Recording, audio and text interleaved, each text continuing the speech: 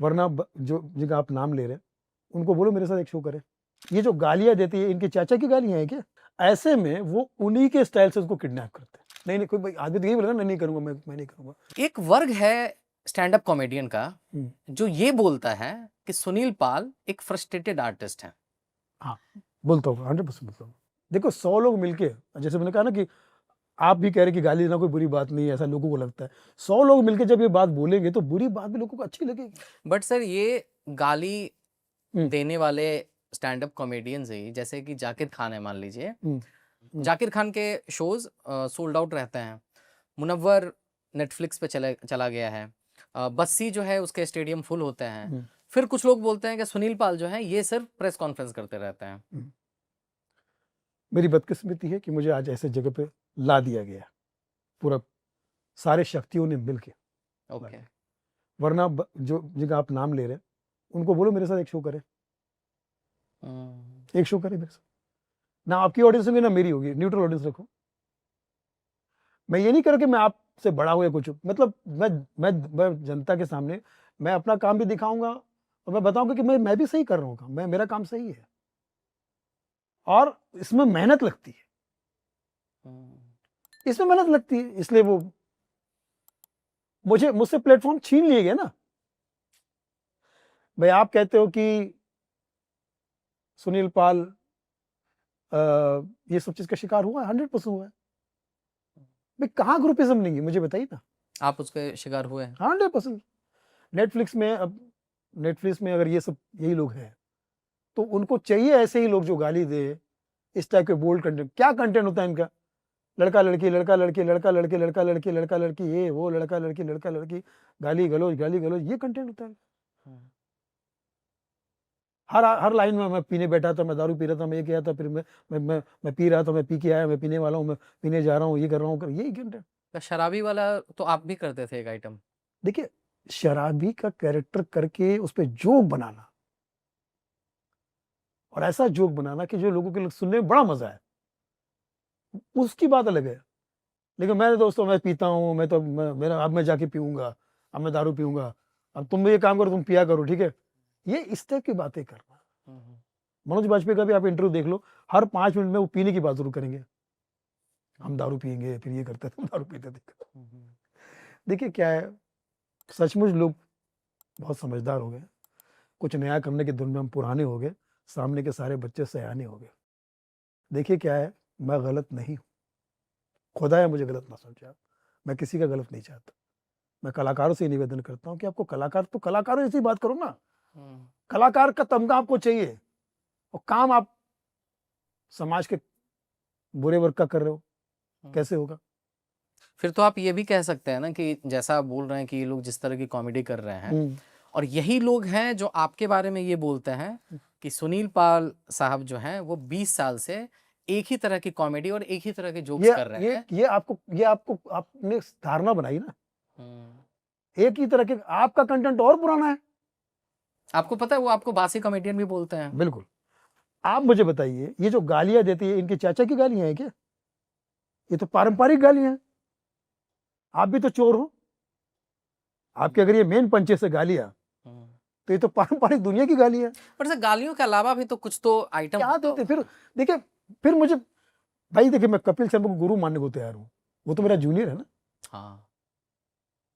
और वो मुझसे बहुत आगे, मुझे तो उससे जलना चाहिए, इनसे क्या जलना भाई?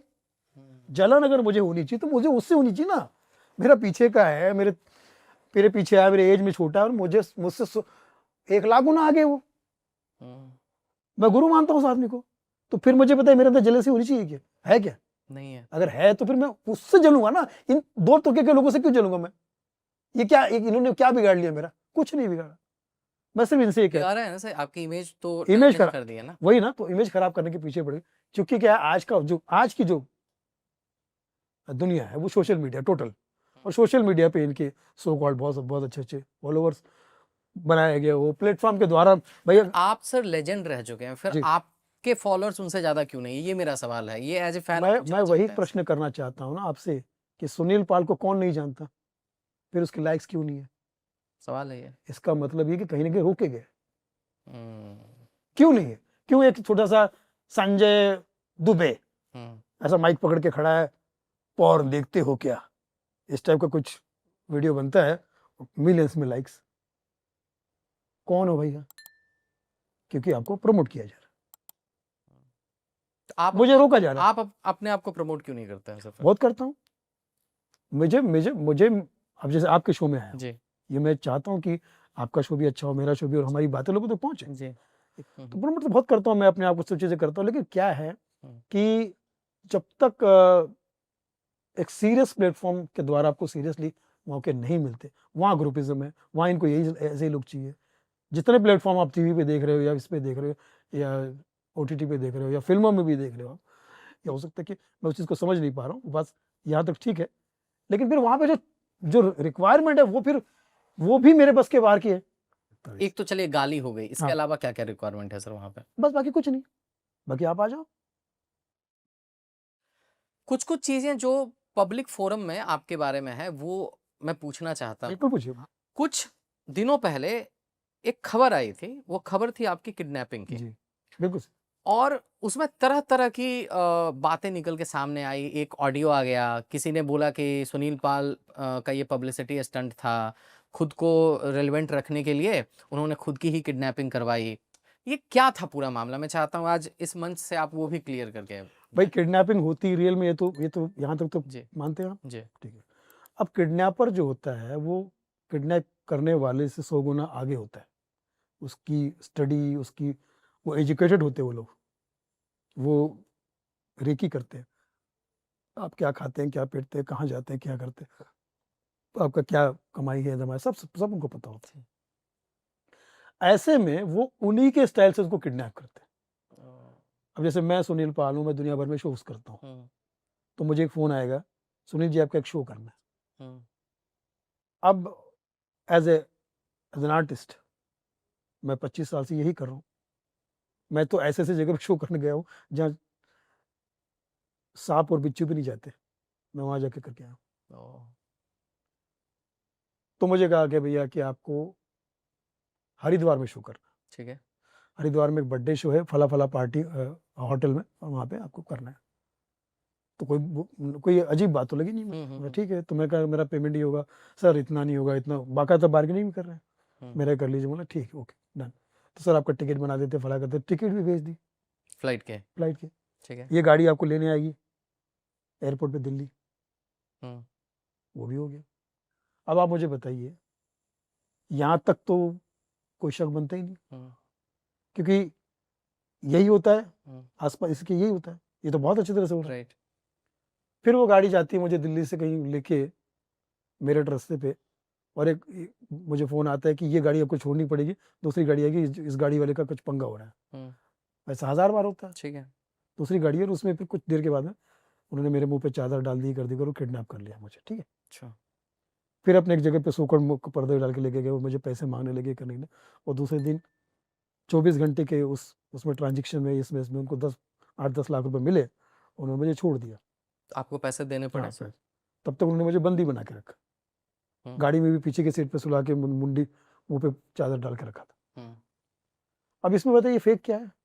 फिर वो ऑडियो जो सर वायरल हुआ था, वो ऑडियो जब आया, अच्छा ये क्या करते हैं, ये बहुत अच्छा सवाल किया आपने, और जनता को भी पता चल जाए, ये किडनैपर क्या करते हैं, जब आपको किडनैप कर लेते हैं, जब इनको पता चल जाता है कि पैसा देने वाला है, तो उसको जिंदा रखने की पूरी कोशिश करते हो, उसको हंसाएंगे भी, खिलाएंगे भी, अपने बारे में परिचय देंगे, यार हम आपका फैन है, ये है वो, आपका वो देखा था वो, ताकि वो उसका सांस ऊपर नीचे ना हो। ओके, तो कई बार हो सकता है कि आपका हंसते हुए भी फोटो आ जाए किडनैपर साथ में। ओके, क्योंकि आप तो उनके गिरफ्त में हो ना, आप उनके खिलाफ तो जा नहीं सकते, आप तो ये नहीं बोलेंगे यार मैं नहीं हंसूंगा, उनको आपके भी अंदर से लगता है कि यार मैं ऐसा रोकूं कि उनको लगे कि मैं उनके हाँ में हाँ मिला रहा हूँ।